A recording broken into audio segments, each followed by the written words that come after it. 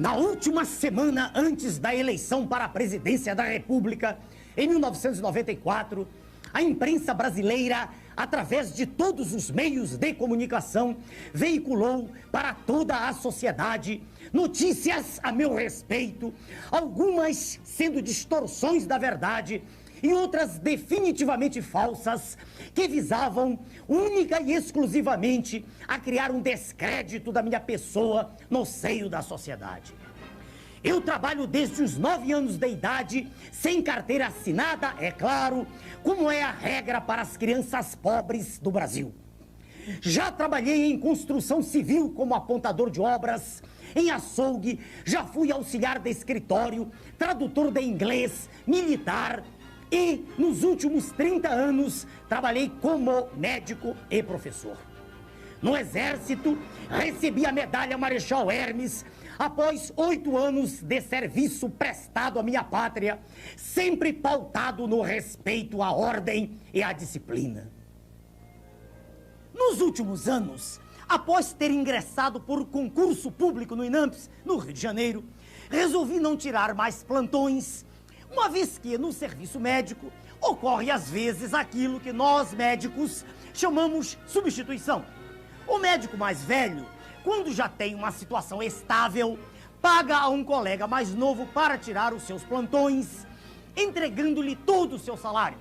O médico mais velho continua contando o seu tempo para a aposentadoria, mas não recebe salário nenhum. O médico mais novo recebe o salário, mas não conta o tempo. A situação é irregular, é óbvio. Porém, o Estado, sob nenhuma hipótese, está sendo lesado, uma vez que não há contagem de tempo para os dois médicos. É uma troca de favores entre os médicos. Não existe nenhuma falcatrua, como a imprensa, de modo sórdido, tentou convencer a opinião pública. Se, de fato, eu pagava os plantões para o meu colega, isso sempre foi feito com o conhecimento da direção do hospital, existindo, inclusive, muitos outros colegas na mesma situação. Se existiu cinismo ou hipocrisia, não foi de minha parte. Nunca neguei o fato. O colega que tirava os meus plantões nos últimos anos no Hospital da Lagoa é o Dr. Antônio Manuel Oliveira Neto, um jovem médico também concursado pelo INAMPS. Após as eleições, tendo em vista o péssimo ambiente que tinha sido criado no hospital, pedi demissão do cargo. Naquele concurso a que me referi, fui aprovado para 2 cargos. Um foi o do INAMPS e, no outro, fui lotado no Instituto Nacional do Câncer, também no Rio de Janeiro. Aqui é que os senhores vão ver a profusão de mentiras. Tendo começado a trabalhar em 1980 no Hospital do Câncer, o que não tinha sido objeto de minha escolha, logo depois de 1 ou 2 meses naquele hospital, conheci o Dr. Renato Barbosa de Oliveira, chefe da biometria do INCA, que me convidou a trabalhar com ele. Aceitei o convite, conversamos com o então diretor do hospital e passei a integrar o serviço de perícia médica que funcionava fora do hospital, no prédio número 4036 da Avenida Brasil, no Rio de Janeiro. Lá nesse local trabalhei durante alguns anos, até que a biometria foi transferida para a Rua do Resende, número 128, onde trabalhei até 1989. Por um acordo entre mim e o Dr. Renato, já falecido, eu atendia todos os meus pacientes às terças e quintas-feiras, e ele o fazia às segundas, quartas e sextas. Nunca nenhum paciente deixou de ser atendido. Nunca tirei licença médica para tratamento de saúde. É mentira tudo que foi dito pela imprensa. Em 1989, quando fui candidato à presidência da República, afastei-me do trabalho por direito. Em 1990, quando o Sr. Collor colocou em disponibilidade milhares de funcionários, eu fui um deles. Só que junto comigo foram muitos outros, inclusive cientistas de renome como Aristides Pinto Coelho. Não houve nenhum critério para esse ato do ex-presidente, tanto que, algum tempo depois, todos foram reintegrados em suas funções. Ao reassumir o cargo, eu precisava de tempo para organizar o Prona em todo o país. E por isso, pedi licença sem vencimentos. Porque eu não queria receber sem trabalhar. A licença sem vencimentos expirou em 1994, por ocasião da minha candidatura à presidência da República. E aí eu tive licença remunerada de direito. Observem, os senhores, a podridão da imprensa. Entrevistaram funcionários do Instituto Nacional do Câncer, todos do Hospital do Câncer, que fica na Praça da Cruz Vermelha, e eles disseram que eu não aparecia por lá. Mas como eu poderia aparecer por lá se, anos a fio, eu trabalhei em outros núcleos? Na Avenida Brasil, na Rua do Resende. Eu iria lá fazer o quê? Fazer fofocas? O senhor Reginaldo Moreira, conhecido como Moreira, com 36 anos de serviço público, homem íntegro, que sempre trabalhou na biometria como enfermeiro, vai ser entrevistado daqui a pouco neste programa e os senhores vão ouvir dele a verdade. Após as eleições, pedi demissão também daquele cargo. Sou educador há mais de 30 anos em todos os níveis, do primário à pós-graduação.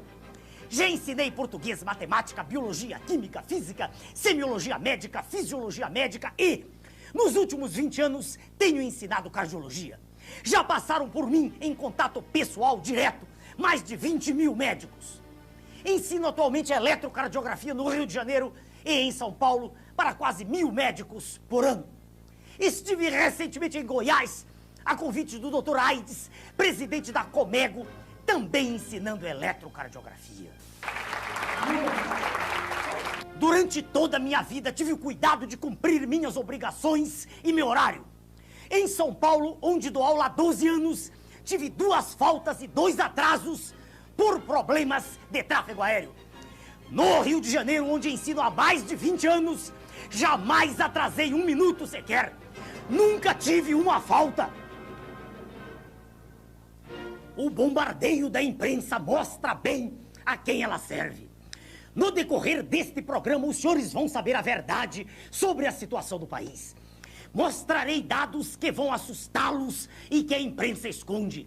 Essa imprensa podre, que defende interesses escusos, antinacionais, chamou-me de nazista e fascista, porque eu luto a favor da minha pátria, porque eu defendo a ordem, a disciplina, o respeito aos símbolos nacionais, às forças armadas, os valores cristãos, que são universais, enfim, porque eu defendo tudo aquilo que a humanidade levou milênios para construir e que eles tentam agora desesperadamente destruir. É por isso que a imprensa me ataca, porque ela tem medo da verdade. Meu nome é Enéas. Na eleição presidencial de 1994, dispondo de pouco mais de 1 minuto para falar, eu obtive a 3ª maior votação do país, com quase 5 milhões de votos. Cada um dos 3 ex-governadores que eu ultrapassei dispunha de mais de 5 minutos para falar. Tinha toda a imprensa a seu favor e toda uma máquina montada. Eram, enfim, os meus adversários, todos candidatos do sistema. O mais significativo ainda é que, nas eleições para deputado federal e estadual, o nosso partido, o Prona, aparece no Brasil na 4ª posição. Observem, os senhores, os dados obtidos no Tribunal Superior Eleitoral. Em primeiro lugar vem o PT, seguido pelo PSDB e PMDB. O Prona ocupa o 4º lugar, bem distanciado, mas bem longe mesmo dos outros partidos, cujas siglas não têm nenhuma penetração popular. Vejamos o exemplo de São Paulo. Se o senhor é um deputado federal ou estadual, eleito pelo PMDB, PDT ou por qualquer outro partido, o senhor foi eleito pela sua força, pelo seu prestígio e dos seus colegas eleitos, mas não pelo prestígio da legenda. Na votação para deputado federal e estadual em São Paulo, quando o eleitor quis exprimir a sua confiança, não em um candidato em particular, mas sim em um determinado partido, ele o fez.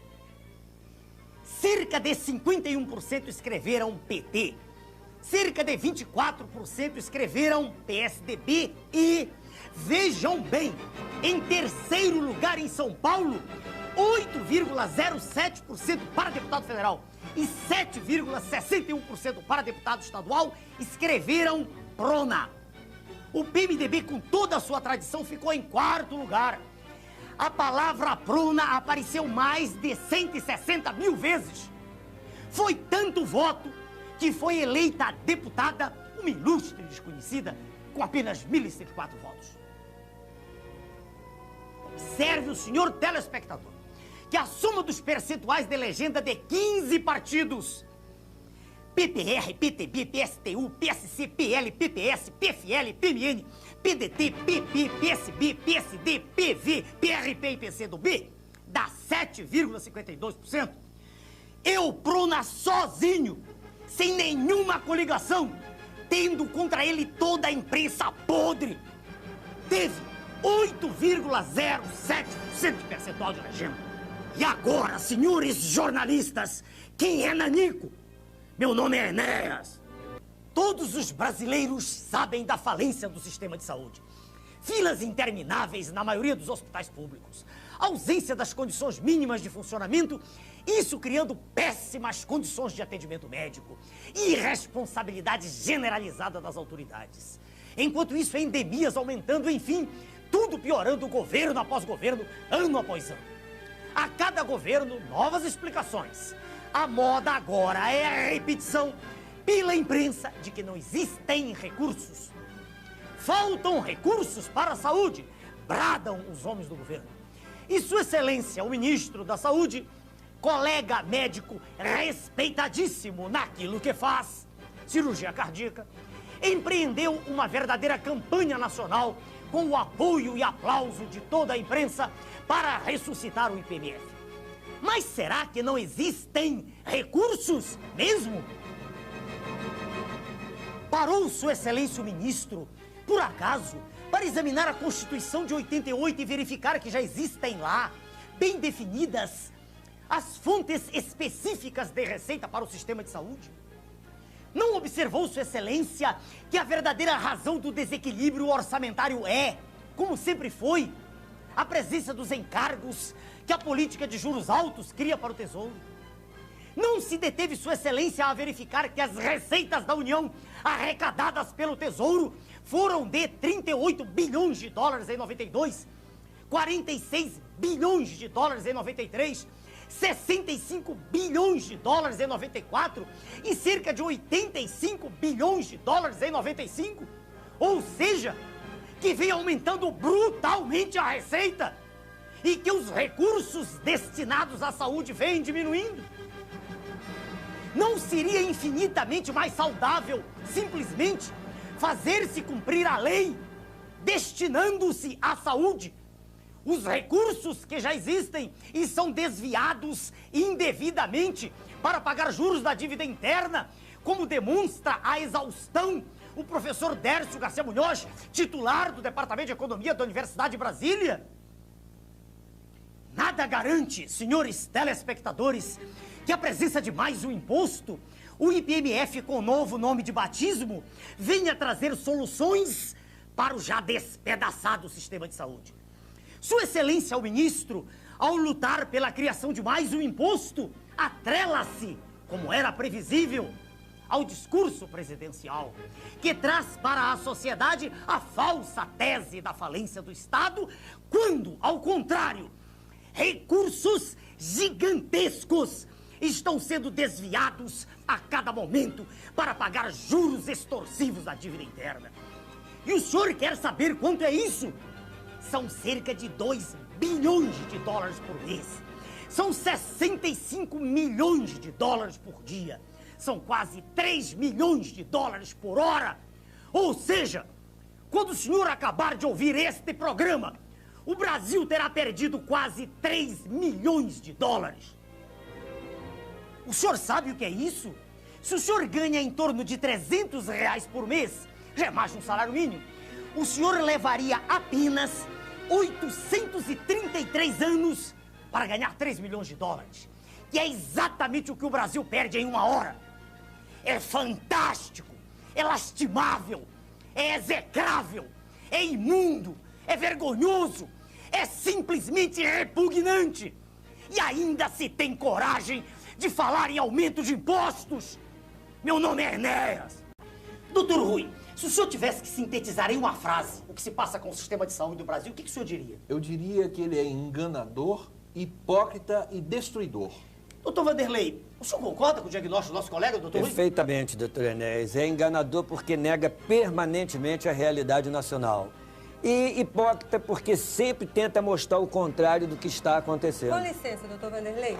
Ele é tão destruidor que, além de estar acabando com a saúde do povo, está destruindo a imagem do médico e de todos os profissionais de saúde, que não tem nenhuma perspectiva de realização profissional.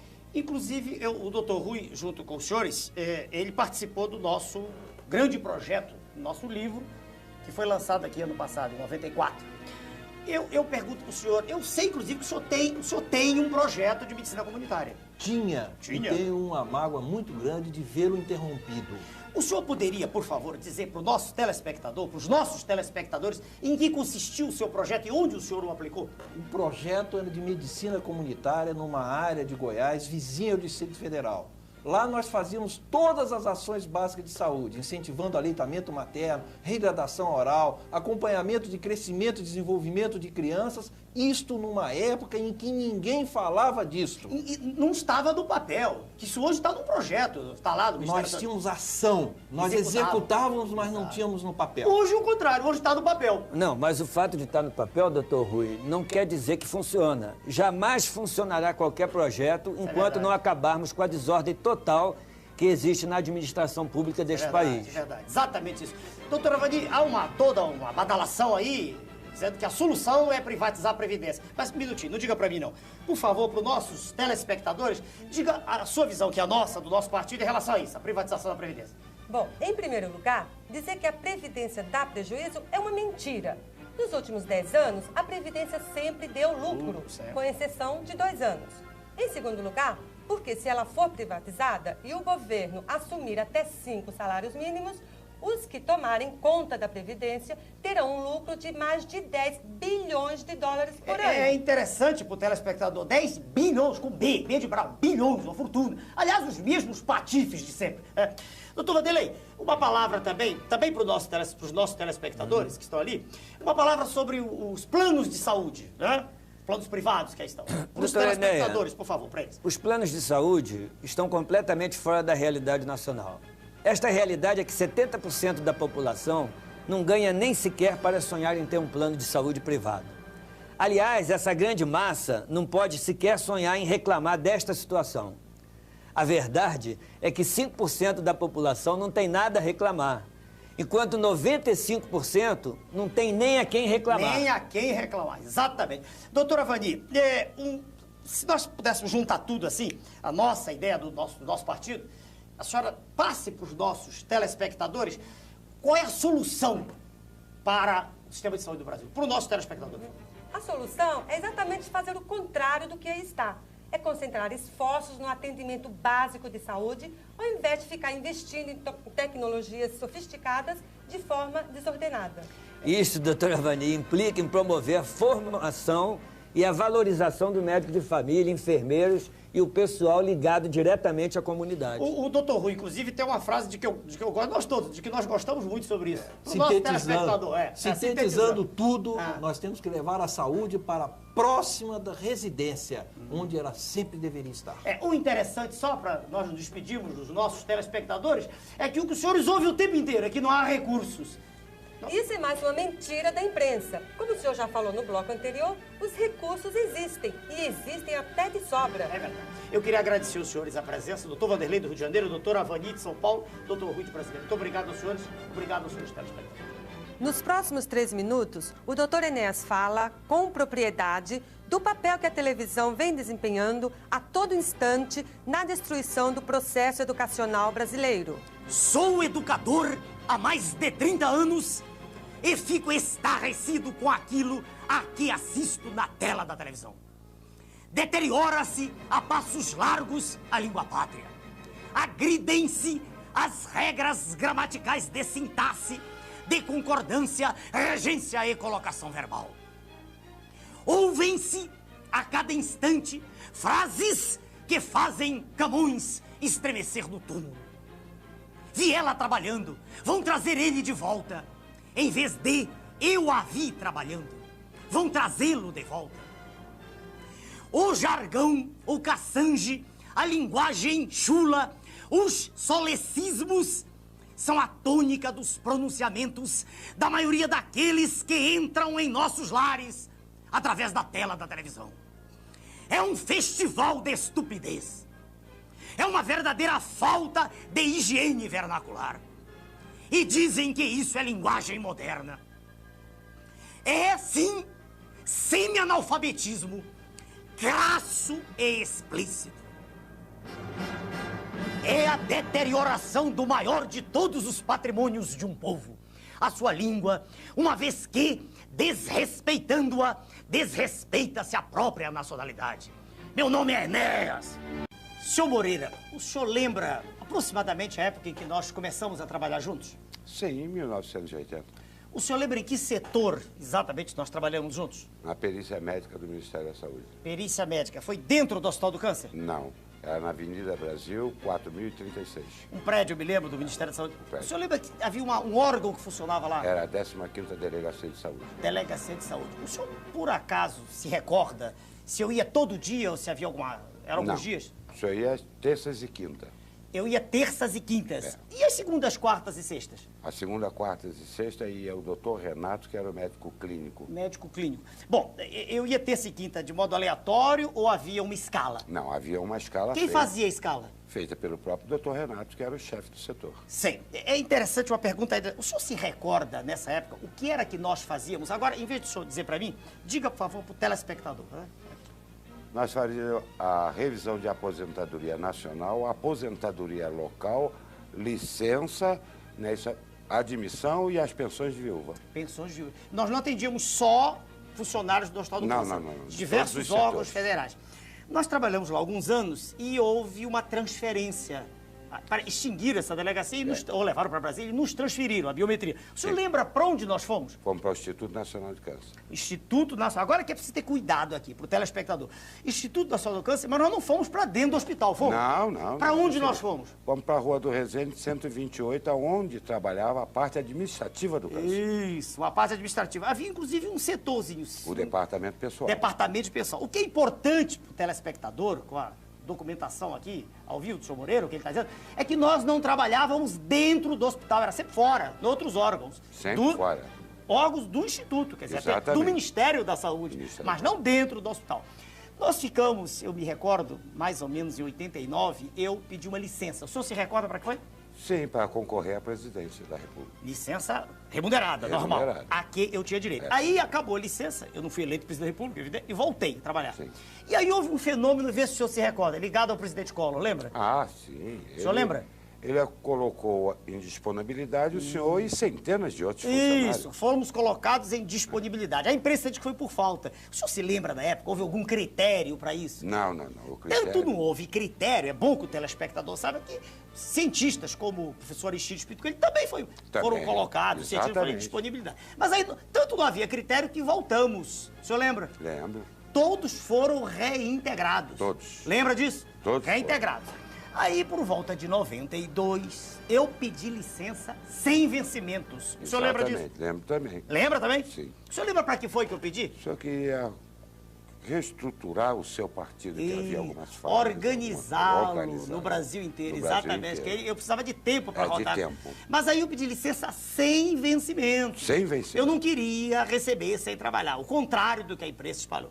Senhor Moreira, aí expirou essa licença em 94 e houve um período pequenininho. O senhor lembra disso? Sim, que nós voltamos para o hospital. Mas aí, para dentro mesmo. Para dentro. Trabalhar dentro do hospital. Isso não durou muito. Não durou pouco. Aí eu pedi licença para... Concorrer outra vez outra vez a eleição presidencial, em 94. Exato. Uma pergunta que é importante também. Senhor Moreira, existe alguma possibilidade, de nesse tempo todo, como foi espalhado, eu receber sem trabalhar, sei lá? Existe essa possibilidade? Não existe? Não existe a possibilidade. Por que não existe? Porque o senhor era o único cardiologista que existia. Para o senhor não trabalhar, nem eu, nem tampouco o chefe clínico poderia trabalhar. Quando o senhor diz era o único que existia, quer dizer, trabalhando na perícia. Na perícia. Porque havia outros no hospital. Outros no hospital. Lá na Avenida Brasil, onde eu dava os laudos, havia mais alguém? Não. O senhor lembra do volume de trabalho daquela época? Eu fazia uma média de 40 a 50 eletrocardiogramas por dia. E quem dava os laudos? Era o senhor. Eu não ia todo dia, já amarrava. Não ia todo Eles eram acumulados Acumulado. para as Terças e quintas. Veja o telespectador como foi tudo contado de modo bem diferente pela imprensa. Terça e quinta. E quando nós fomos para a Rua do Resende? O movimento era o mesmo? Não, o volume era menor. Bem menor lá. Senhor Moreira, se isso era impossível, como o senhor mesmo está documentando aqui ao vivo, né? Se era impossível, eu pergunto para o senhor, a que é que o senhor atribui toda essa gritaria que foi feita na última semana das eleições contra mim? Eu acredito que pelo senhor ter vindo de uma família pobre e ter atingido a tão alto nível, seja uma ameaça e está dando dor de cabeça a eles. Senhor Moreira, muito obrigado pela sua presença. As manchetes dos jornais e noticiários de rádio e televisão brindam-nos todos os dias com notícias belíssimas. Real chega a deflação este mês. Inflação deve chegar a zero. Será que isso é verdade mesmo? Será que está havendo mesmo estabilização? A inflação é um processo em que os preços vão aumentando progressivamente em função de diversos fatores. No Brasil, como 2/3 da população vivem numa economia de subsistência, é completamente falsa a tese de que a inflação brasileira é uma inflação de demanda, de consumo. A inflação brasileira é uma inflação de custos. Como no custo final de um produto estão sempre embutidos os impostos e as taxas de juros, é teoricamente impossível acabar com a inflação mantendo-se tão elevados os impostos e tão gigantescas as taxas de juros. Qual foi então o milagre do Plano Real? Que projeto maquiavélico, diabólico, foi esse que, sem mexer nas verdadeiras razões da inflação, taxas de juros e impostos elevadíssimos, está conseguindo mantê-la em níveis próximos de 1% ao mês? O governo, num passe de mágica, fez o real valer mais que o dólar. Diminuiu as tarifas de importação. Com o dólar barato e tarifas baixas, inundou-se o mercado com produtos importados, com verdadeiras quinquilharias. A indústria nacional foi obrigada a manter os preços baixos para poder concorrer com os preços dos produtos importados. Se os custos das empresas tivessem sido repassados para os produtos, elas perderiam o mercado cheio de importados. E assim começou o processo. O câmbio puxando a inflação para baixo. Houve uma perda salarial desde o momento da instalação do plano, avaliada em torno de 30% na virada da URV para o real. Não havendo aumento de salários, entrou em cena o segundo elemento puxando a inflação para baixo. Com as taxas de juros mantidas no alto, ficou quase impossível para os agricultores o pagamento dos empréstimos contraídos. Lembram da passeata a Brasília? Mas, se os agricultores repassassem os custos para os produtos agrícolas, perderiam mercado, porque o governo também importou alimentos, baixando as tarifas para o nível daquelas da Argentina. Então entrou no cenário o terceiro elemento puxando a inflação para baixo. Os preços agrícolas baixaram, porque senão seria impossível para os agricultores venderem seus produtos. O governo não tocou nem de leve nos impostos e no ponto nevrálgico, as taxas de juros.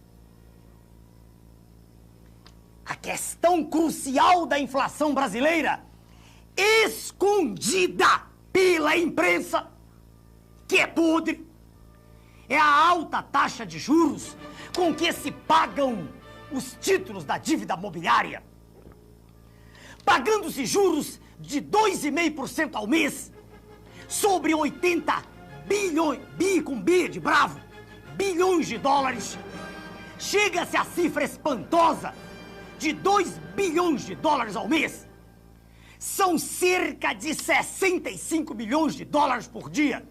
São quase 3 milhões de dólares por hora. Estes números são astronômicos. Se o senhor ganha R$300 por mês, bem mais que um salário mínimo, o senhor precisaria trabalhar apenas 833 anos para ganhar o que o Brasil paga em 1 hora de juros, somente juros.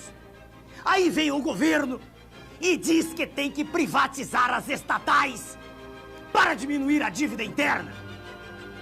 Acontece que já se venderam inúmeras estatais, incluindo-se 2 gigantes, a Companhia Siderúrgica Nacional e a Usiminas, e a dívida interna vem crescendo. A dívida mobiliária era, em março de 94, 50 bilhões e meio de dólares. Em julho de 94, 59 bilhões e meio de dólares. Em julho de 95, com o ano do maquiavélico Plano Real, já era de 82,2 bilhões de dólares. Agora eu pergunto, do que adiantou vender as estatais? Vender a Excelsa do Espírito Santo por 250 milhões de dólares, que serviram para pagar 3 a 4 dias de juros. Lembre-se, senhor telespectador, só juros. Querem vender também a Vale do Rio Doce, detentora de um patrimônio incalculável, dona do subsolo mais rico do planeta. Querem vendê-la por 7 bilhões de dólares, o que dá para pagar 3 meses de juros. Veja, senhor telespectador, somente juros. Estão vendendo, entregando, dando de mão beijada toda a riqueza que é de nossos filhos, de nossos netos, e a dívida só aumentando. O plano diabólico conseguiu também quebrar os bancos estaduais. E lá vão o Banerj, o Banespa e outros que não conseguem pagar os juros. Sempre os juros. Querem privatizar até a Previdência, dizendo que ela dá prejuízo. Mas isso também é mentira. Nos últimos 10 anos, a Previdência só deu prejuízo 2 vezes, em 1984 e 1988. É uma estrutura altamente lucrativa e por isso eles querem privatizá-la. É apenas mais um lugar para onde o povo quer estender mais um de seus tentáculos. Eles dizem que as taxas de juros têm que ser mantidas altas para atrair capitais, porque existe um déficit público. Mas não dizem que só existe déficit público por causa do pagamento das altas taxas de juros. É o cachorro correndo atrás do seu próprio rabo. Baixando-se as taxas de juros, baixando-se o serviço da dívida, não existe déficit. Mas isso a imprensa podre não diz. Até quando a agricultura vai aguentar? E a próxima safra já será menor. Até onde as diversas classes trabalhadoras vão suportar as perdas salariais? Até que nível vão fazer descer a atividade industrial? Quantos milhões a mais de pessoas estarão desempregadas? Já são cerca de 10 milhões de desempregados. Segundo o levantamento realizado em várias fontes pelo ilustre professor Marcos Coimbra, conselheiro e perito de economia da Escola Superior de Guerra e membro do nosso partido. E o senhor, comerciante, até quando vai aguentar? O senhor, que ganha um salário mínimo, que sempre ganhou apenas para comer, comendo mal, o senhor é capaz até de jurar que está tudo bem, porque o seu dinheiro, que se volatilizava antes do plano, aparentemente agora rende na sua mão. Isso é verdade. Mas o que o senhor não sabe, porque eles não deixam o senhor saber, é que a situação atual está sendo artificialmente mantida. Mais à frente, o plano vai estourar, com certeza.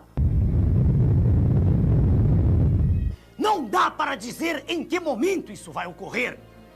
Eles já quebraram a agricultura, criaram uma inadimplência monstruosa. Vejam os senhores a que nível absurdo chegaram os títulos protestados, as concordatas e as falências. Não por culpa dos devedores, mas pela impossibilidade absoluta de quem trabalha, de quem produz, concorrer com a agiotagem institucionalizada pelo governo e aplaudida pela imprensa, que é podre.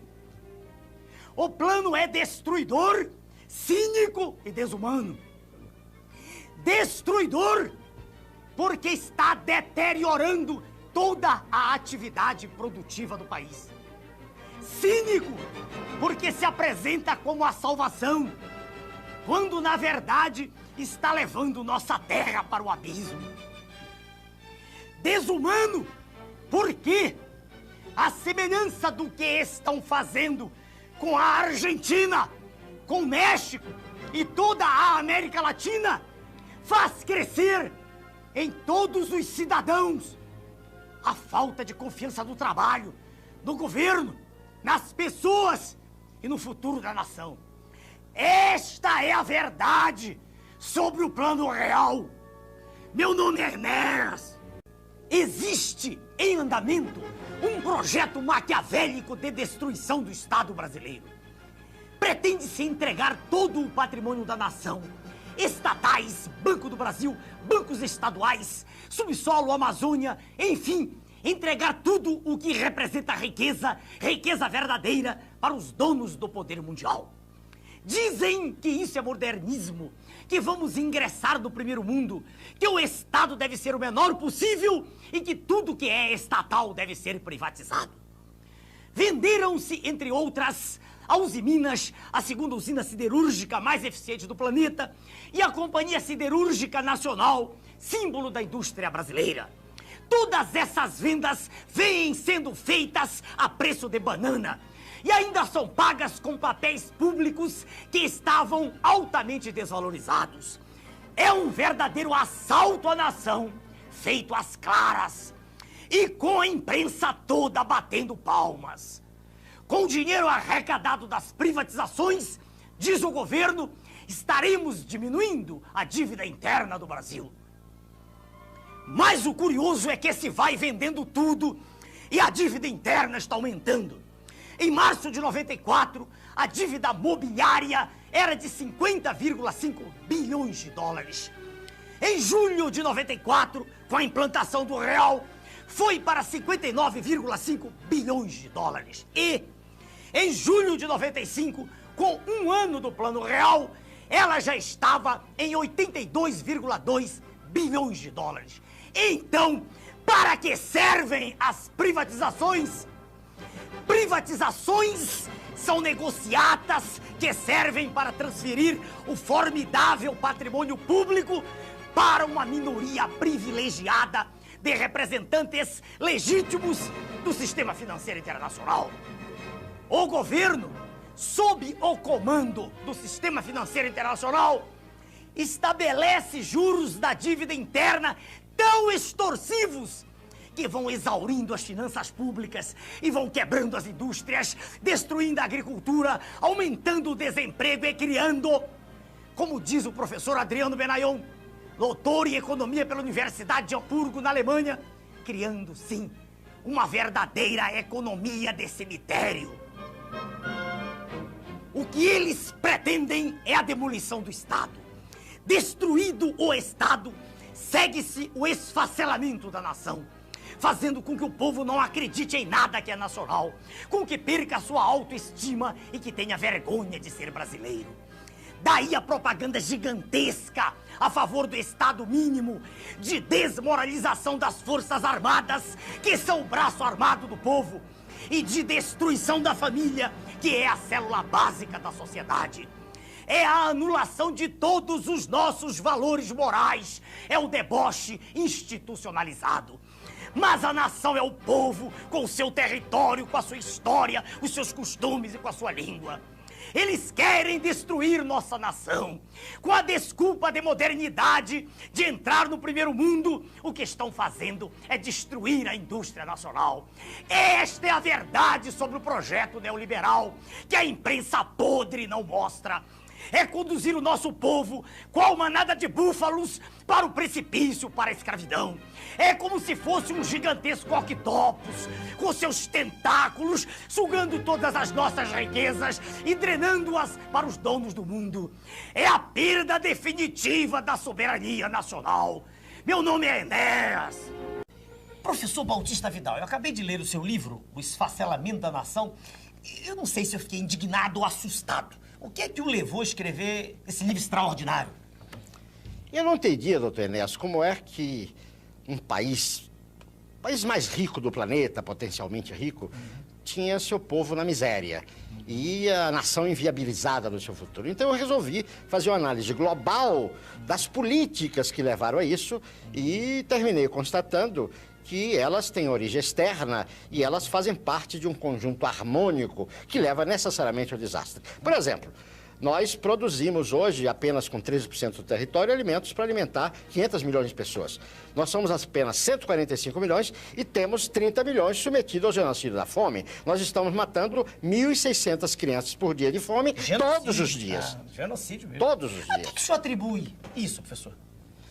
Quer dizer, como é que nós chegamos a isso? Isto, como eu falei, é resultado de um processo que foi se montando ao lado do tempo, de políticas vindas, em geral, de fora, e com a conivência da nossa classe dirigente servil, e que está levando... Exemplifique. Desculpe, para os nossos telespectadores, tem exemplos concretos? Vamos tomar no campo econômico. Isso. Por exemplo, o Brasil detém praticamente um monopólio do quartzo de primeira qualidade do planeta Terra. O quartzo é uma matéria-prima essencial para todas as atividades do campo eletrônico, microcircuitos, circuitos integrados, computadores. Nós vendemos esse quartzo, que nós já temos um monopólio mundial, por 40 centavos de dólar, e depois, quer dizer, compramos o mesmo quartzo em pacoteado por 5 mil dólares.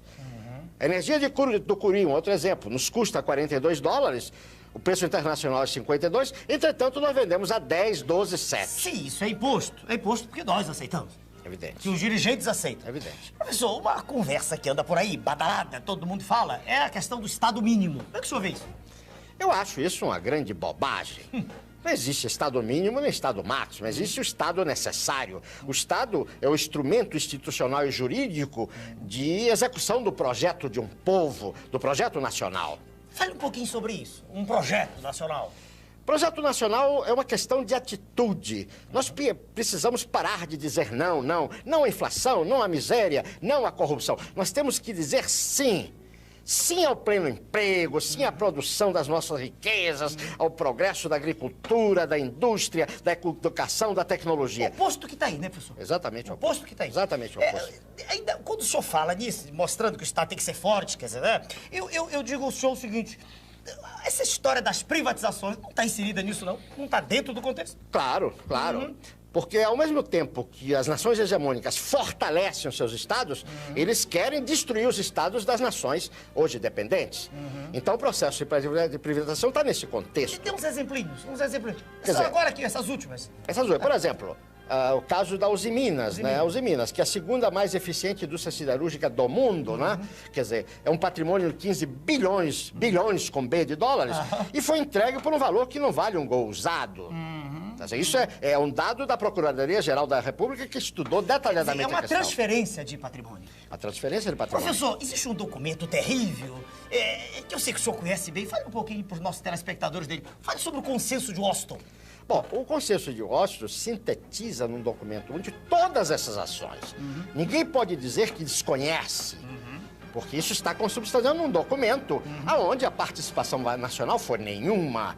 Isso veio de fora, por isso se chama Washington. Imposto. Então, imposto. O processo de privatização, a reforma administrativa, a reforma fiscal, a reforma ilegítima da Constituição, a destruição, está tudo lá. Tudo lá. Só não sabe quem não quer saber. Essa história, professor, da globalização da economia. A globalização é aquela história, né, da livre competição, da raposa e da galinha. Nós já sabemos qual é o final. O senhor diz no seu livro que nós caímos numa armadilha. É uma armadilha fruto de todas essas contingências. Vou dar apenas um exemplo. Eles falam na competição entre nações. O senhor tem a competição entre empresas, uma empresa vai à falência e manda pra rua seus trabalhadores, seus operários. A nação vai à falência, vai matar o seu povo.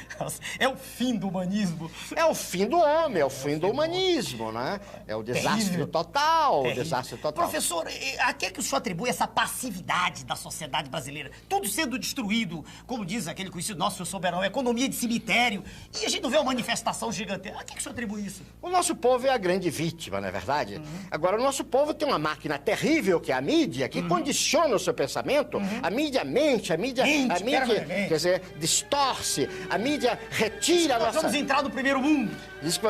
A mídia destrói a nossa autoestima, faz que nós não nos amemos a nós mesmos, não nos respeitemos. Destrói o conceito de nação, uma coisa de família. Professor, porque o nosso tempo está chegando ao fim, uma coisinha de que eu quero que o senhor fale. Isso é irreversível ou é reversível, professor? Enéas, há ou não esperança? Enquanto houver um brasileiro vivo, nós vamos lutar. E vamos fazer história. Essa questão do fim da história. Enquanto houver um brasileiro vivo, nós vamos lutar e vamos resgatar tudo isso. E vamos fazer da nossa terra o maior país do planeta. Vamos fazer a maior civilização que o homem já viu sobre a Terra. Professor, muito obrigado pela sua presença no nosso programa. Obrigado. Em 1994, fomos quase 5 milhões. Em 89, com 15 segundos durante 7 dias, falávamos 105 segundos. 1 minuto e 45 segundos por semana e obtivemos 360 mil votos. Em 94, com 1 minuto e 15 segundos, 4 dias por semana, falávamos 5 minutos por semana e obtivemos quase 5 milhões de votos. O tempo aumentou menos de 3 vezes e o número de votos aumentou quase 1.300%. Isso a imprensa não comenta. Veja quantos seremos em 98. Meu nome é Enéas. A nação brasileira está sendo dessangrada. Escolas caindo aos pedaços, hospitais apodrecendo, nosso povo morrendo de fome. Um grande esforço deve ser feito, neste momento, em prol da unidade e da salvação nacional. É hora de unir, não de desunir. Vamos nos unir todos nós, cidadãos comuns da nossa terra, que estivemos até agora observando a história. Vamos nós mesmos fazer a nossa história. Vamos unir, portanto, rua com rua, bairro com bairro, cidade com cidade, estado com estado, todos falando a mesma língua, a língua de uma grande nação, próspera e rica, que será a maior nação do mundo no século XXI. É preciso mudar toda a concepção política atual, a fim de que se possa revigorar, fortalecer, engrandecer e salvar nossa pátria. Meu nome é Enéas.